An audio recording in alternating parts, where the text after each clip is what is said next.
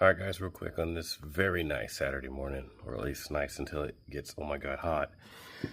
We got parts in today for the all-drive car, so we're going to get that done. I also got parts in for the Durango. I already did that, didn't bother filming it or anything because it's just the thermostat delete by 797 Performance, not sponsored, but it is a very common and popular modification for those in the Gen 3 Hemi industry, or community, I should say. But that being said, that took more time to drain the coolant down to get to the thermostat than it did to actually change it. And it's a nice piece, so maybe more on that later. That's not what's important. What is important is this. More specifically, this. And the thing about it is, the reason I had to wait all this time to get this is because this is not a US part. This is specific to the Holden Adventure.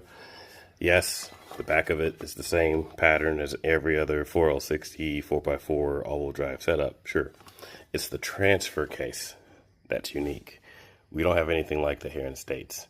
And this is off of Tony Sanger's car, so shout out to Tony and Edge Performance, or Edge Products rather, for sending this to me, because it was just sitting in the yard in his house in Australia. He even sent it with a mag pickup, looks like, for the speed sensor. And it looks like I should just go slide this piece right over that. Okay, so I got the cover, or the housing on. The piece that you saw with the gear in slides on into the transfer case first, and then this housing goes over top.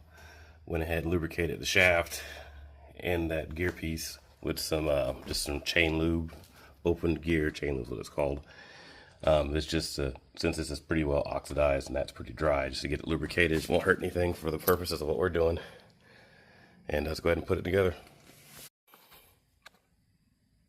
Okay, that's how it is. That's done.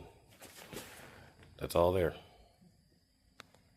So we answer a few questions with this part. One, the tail shafts on these are the same length as the ones in the Adventure, which I kind of figured as much because manufacturers don't like spending money they don't need to spend. So I kind of figured the 4L60 we have couldn't have been much different, if at all, than what they have. What is different is everything thereafter, which is fine. Only had 6 bolts that came with the housing that all go on the transmission side, but all the bolts are the same length and thread appear, so I just put them 3 and 3 for the sake of bolting the two together. Then I'll just get some bolts at a later date, since that's not really important for what we're doing today. However, outside of that, our driveline is pretty much done. It's all there. So I'm gonna get hopping on the steering components and try to get all this together before I head over to Streetcar Takeover later today. So I'm gonna go change now. See you guys later.